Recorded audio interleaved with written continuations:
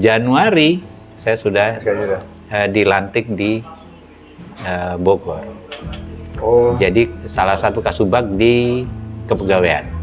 Pegawaian di PHK. Di PHK di Juanda itu. Ya. Nah, dari situ karena ada perampingan organisasi, penggabungan dan lain sebagainya, saya pindah ke sekretariat di Manggala. Kemudian yang saya paling tidak habis pikir itu adalah pada saat saya pindah dari sekretariat ke Linhut, perlindungan hutan. Di pusat juga? Di pusat, di Manggala. Iya. Jadi saya pada satu saat saya dipanggil sama Pak Sekdijen. Pak Anto, apakah Bapak kenal dengan yang namanya Pak Suharyanto? Pak Suharyanto siapa, Pak? Direktur Perlindungan Hutan. Tidak, Pak. Apakah kamu pernah ketemu dengan beliau dalam bekerja? Tidak, Pak. Iya. Nah, beliau juga heran. Kenapa beliau, Pak Haryanto ini kekeh banget minta kamu jadi kepala seksi di sana, gitu. Terus sampai-sampai Pak Sekdijen pada waktu itu, Pak Kristanto almarhum, itu sampaikan ke saya. Pak Haryanto itu sampai mengatakan bahwa lebih bagus saya tidak jadi direktur perlindungan hutan kalau Anto tidak pindah ke direktorat saya. Gitu ya? Begitu. Saya bilang, Pak, nggak mungkin, Pak. Saya bilang gitu. Tidak mungkin. Kenal aja enggak, saya bilang gitu. Saya nggak kenal sama beliau, beliau juga tidak kenal saya. Tapi kenapa saya diminta ke sana dan itu jaminannya. Pokoknya saya harus pindah ke sana. Kalau tidak, lebih bagus saya tidak usah jadi direktur. Aneh juga. Gitu. Kalau begitu, oke, saya lepas kamu dari sekretariat. Gitu. Akhirnya, ya sudah, saya pindah jadi kepala seksi di Linhut. Nah, jadi berapa lama tadi di Bogor, di sekretariat, di pegawaian sekretariat tadi berapa lama? Di Bogor saya 2 tahunan lah ya. Di sekretariat? Di sekretariat mungkin sekitar 1 tahun. 1 tahun. Terus ke Linhut. Saya pindah ke Linhut. Oke, di Linhut. Saya lupa juga tahunnya, tahun-tahun berapa tuh ya, saya lupa. Nah udah, di Linhut, saya kerja seperti biasa sih, makanya saya selalu berpikir bahwa saya tuh bekerja tidak ada sesuatu yang saya lakukan gitu. Tapi kok orang menilai saya kerjanya bagus, saya juga nggak ngerti gitu ya. Sehingga pada satu saat saya dipanggil oleh Pak Direktur. Ini kesan yang benar-benar mendalam bagi saya untuk Pak Haryanto. Waktu Direktur Linhut. Satu saat dipanggil. Ya, saya dipanggil. Apa yang sebenarnya? Lalu gini, saya masuk ke ruangan beliau sambil merokok, beliau perokok berat. Iya. Beliau lihat ke arah kota Jakarta, diem saja sambil merokok, diem. Ke jendela. Saya masuk, saya dipanggil. Pak, Bapak panggil saya, Pak. Ya, saya panggil kamu. Saya duduk aja di depan beliau. Beliau tidak bicara, tidak apa, cuma ngerokok aja terus di dalam ruangan itu. Lalu saya bilang, Pak, saya sudah di sini. Saya tahu kamu sudah di situ. Gitu aja. Lama, mungkin ada sekitar 15 menit. Gitu ya, saya didiamkan aja. Saya kan jadi bingung. Saya salah apa, saya nggak tahu. Gitu ya. Lalu beliau setelah agak lama beliau nanya ke saya, kamu baca nggak berita hari ini? Berita apa, Pak? Saya nggak tahu. Kamu lihat itu di koran. Ada apa namanya Satpol PP. Satpol PP dari Pemda itu dibunuh oleh para tukang becak karena tukang becak ditertibkan. Di mana ceritanya? Itu terjadi di sekitar Pasar Pramuka di Jakarta. Di Jakarta. Pasar Pramuka yang pasar burung itu. Saya bilang ada hubungannya dengan pekerjaan kita? Ada. Nah, jadi hari sebelum kejadian itu Pak Willy Smith itu dari NGO, ya. Nah, itu minta saya untuk mendampingi tim yang akan operasi di lokasi itu, Pasar Pramuka. Pasar Pramuka. Nah, Pak Haryanto pada waktu itu sudah tahu persis situasi Pasar Pramuka. Beliau mungkin punya intelijen yang bagaimana juga saya tidak tahu. Pokoknya sedang rawan di tempat itu. Di situ. Jadi siapapun petugas yang masuk itu pasti ada korban. Kira-kira gitu. Nah, jadi beliau bilang, hampir saja kamu jadi korban itu. Jadi ada 4 orang apa berapa orang lah yang meninggal pada waktu itu, Satpol PP. Satpol PP. Ya. Dia bilang, kalau saya izinkan kamu ikut operasi di situ pada waktu kemarin itu, maka salah satu korban adalah kamu. Oh, memang kemarin Bapak nggak diizinkan? Jadi Willy Smith memaksa ke beliau untuk memakai saya operasi ke lokasi itu. Beliau tidak izinkan hari itu. Tapi nggak jadi memang? Jadi saya nggak berangkat. Saya kan tidak tahu kalau ada permintaan itu kan juga saya nggak tahu. Gitu. Oh, itu belum sampai Pak Anto belum? Belum. Oh. Nah, jadi hampir saja kamu jadi korban. Saya ucapkan terima kasih, terus ya sudah kamu kembali kerja. Saya balik. Itu kesan pertama saya untuk Pak Haryanto. Kesan kedua ini yang lebih ini lagi. Pada saat itu Pak Haryanto jadi dirjen. Jadi sebelum jadi dirjen, beliau panggil saya lagi. Tok, saya tahu kamu pasti cemburu. Cemburu apa, Pak? Banyak sekali eselon 4 yang saya promosikan jadi kepala balai. Gitu kan? Nah, tapi tidak untuk kamu. Pak, saya tidak pernah iri apapun, Pak. Saya tidak pernah punya perasaan apa-apa. Saya siap melaksanakan tugas. Saya tidak ini untuk jadi kepala balai. Saya jadi kepala seksi pun sudah bersyukur, saya bilang gitu. Nah, beliau bilang,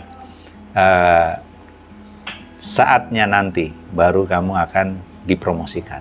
Seperti itu. Siap, Pak, saya cuma begitu saja. Dan ternyata beliau kan jadi dirjen. Ya. Pak Haryanto jadi dirjen. Dirjen KSDA.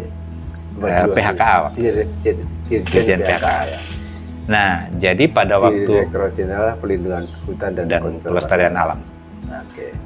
Nah, jadi pada waktu itu ada disposisi ke saya. Jadi pada saat beliau mungkin baru seminggu atau berapa hari jadi dirjen, ada disposisi langsung ke saya. Mohon ditelaah.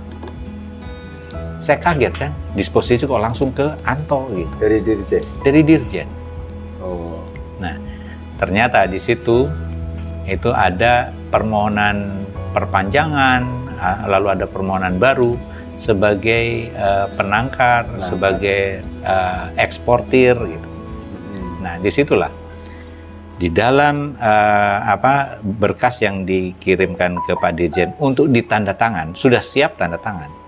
Banyak sekali kesalahan dan banyak yang dimanipulasi. Oh. Saya koreksi satu persatu. Ya karena pengalaman kerja saya, jadi saya tahu persis bahwa ini salah gitu ya. Jadi bagaimana mungkin ada pengedar luar negeri, eksportir itu berarti kan ya. Nah, itu yang diizinkan di situ adalah jenis-jenis yang dilindungi. Yang dilindungi. Ya, di situ ya. Di situ. Dicampurkan dengan yang tidak dilindungi. Jadi di antara yang tidak dilindungi itu ada banyak jenis yang dilindungi. Oh, dicampurin di baris yang keberapa gitu kali ya? Betul. Jadi ada 6. Saya ingat persis waktu itu ada 6 permohonan. Saya koreksi, saya catat kesalahan-kesalahannya. Ada yang berita acara yang harusnya tidak direkomendasikan, tapi direkomendasikan untuk bisa diberikan izin. Macam-macam begitu, banyak. Oh, itu ya. Kesalahan-kesalahan. Saya buat catatan, saya sampaikan ke beliau. Ini kesalahannya ini. Jadi kesimpulan saya adalah kalau Bapak menandatangani ini dan terjadi sesuatu, maka Bapak akan dituntut bukan saja secara nasional, secara internasional Bapak salah. Karena yang dilindungi CITES masuk semua di dalam surat-surat izin itu. Nah, Pada waktu itu saya bingung mau sampaikan ke Pak Dirjen bagaimana ya, ini ada salah seperti ini, dan ini menyangkut direktorat kan, direktorat dan sekretariat. Jadi gimana nih saya mau sampaikan? Saya konsultasi dengan Pak Direktur. Pada waktu itu Pak Wiono, Pak Direktur Lindut. Pak, saya dapat disposisi seperti ini, kemudian saya harus sampaikan bagaimana. Nah, Pak Wiono baca, beliau ketawa, sudah, kamu langsung aja ke Pak Dirjen. Saya nggak berani komentar tentang ini. Sudah, saya buat nota dinas, hasil saya sampaikan ke Pak Dirjen. Dan kira-kira ada 2 bulan, 3 bulan setelah itu, saya jalan-jalan ke sekretariat, ke tempat saya dulu. Kemudian ketemu dengan Kabak di sana. Kabaknya, oh Pak Anto, sini dulu. Ini saya heran ya, Pak Dirjen ini bagaimana? Izin tidak diterbit-terbitkan, ini orang semua numpuk. Permohonan numpuk. Tidak ada kejelasan. Jadi dikembalikan kosong kepada Sekdijen kembalikan ke bagian hukum dan organisasi. Nggak didispo? Tidak didisposisikan juga, tidak ditanda tangan juga, tidak diparas juga tidak. Kembali kosong. Kembali apa adanya? Iya. Jadi naik, turun lagi. Tidak ada koreksi, tidak ada apa-apa. Tidak ada tanda tangan. Nah, tidak ada bahwa ada salah ini enggak? Nggak ada. Nah, beliau kan bingung. Ini maksudnya apa gitu. Mau tanya ke beliau, takut Nggak gitu. berani. Nggak berani kan? Terus kebetulan ada saya. Terus gimana ini Pak Dirjen ini? Kami bingung. Ini para eksportir Usaha. ini pada mau demo ini. Tiap hari mereka ke sini gitu. Pokoknya aduh udah saya pusing ini. Padahal stok mereka sudah banyak, macam-macam gitulah. Saya ketawa-ketawa, saya ketawain beliau kan. Beliau bingung, kenapa Pak Anto ketawa? Bikin malu aja nih, macam-macam gitu. Terus saya bilang, Bu, gini Bu, coba Ibu ambil berkas. Saya pada waktu itu masih ingat, 6 berkas itu apa saja saya ingat. Coba Ibu ambil berkas ini. Emang ada apa Pak? Ambil Bu, diambil lah berkasnya. Saya bilang, Bu, yang ini salahnya ini. Yang ini salahnya ini. Pak Anto kok tahu dari mana? Saya jelaskan, Pak, Bu, saya dapat disposisi khusus dari beliau untuk meneliti 6 berkas ini. Semuanya itu mengandung resiko. Dan itu saya buat nota dinas kepada beliau. Nota dinasnya sudah dicabut sama Pak Dirjen. Yang hasil saya itu dicabut. Mungkin disimpan apa diapakan, ya nggak tahu lah.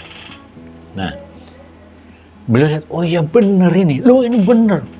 Oh, jadi Pak Anto gimana bisa seperti ini? Ya saya nggak tahu lah, saya diperintah Pak Dirjen. Saya bikin apa adanya, ini yang ada.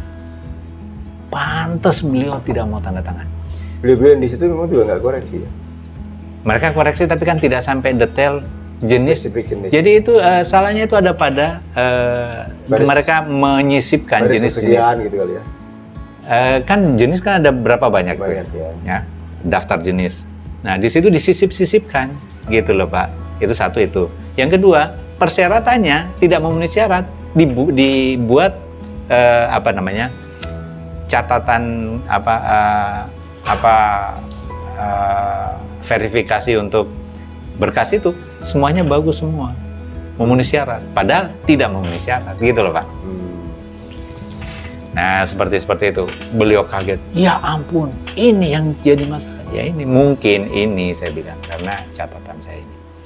Jadi Pak Dirjen pada waktu itu, beliau kelihatannya Dirjen yang tercepat. Hanya 6 bulan jadi Dirjen. Nah, selama 6 bulan itu tidak ada satupun izin ekspor yang diterbitkan. Bayangkan Pak. Selama 6 bulan. Jadi, selama beliau jadi Dirjen tidak ada menandatangani perpanjangan eksportir atau izin ekspor, tidak ada satupun yang ditandatangani tanpa penjelasan. Gitu. Nah, kemudian kan beliau pindah jadi Dirjen lain. Dan pada saat beliau jadi Dirjen pun saya tidak dijadikan kepala balai atau jadi eselon 3, tidak. Karena dibutuhkan untuk yang tadi. Ya, saya juga siap mau jadi saya bukan gila jabatan kan juga bukan kan. Jadikan mata tajamnya. Iya, mungkin seperti saya juga nggak tahu lah, pokoknya nggak tahu bisa tidak selamat juga. Iya, nggak tahu lah, pokoknya itu urusan beliau ya. Tapi saya merasa bahwa saya bekerja biasa-biasa aja kok. Saya tidak merasa melebihi. Nah, kemudian setelah beliau jadi dirjen BUK, dulu yang PH itu. PH dulu. Dulu PH ya. Nah, jadi pada saat beliau jadi dirjen PH, baru beliau mengusulkan saya jadi kepala balai. Begitu. Kepala balai di Gunung Palung. Di Gunung Palung. Nah, Kalimantan Kalbar. Barat. Kalbar.